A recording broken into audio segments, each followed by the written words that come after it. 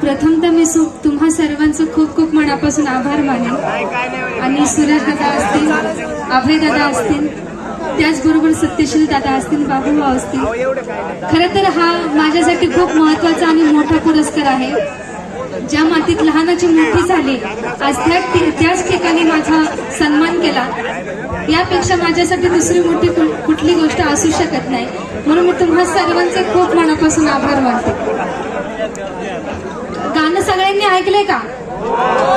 जर एकदा सगळ्यांचे हात वरती होते, सगळ्यांचे हात वरती. सगळ्यांनी ऐकले? बांगडी ऐकले का फॉर्च्युनर ऐकले?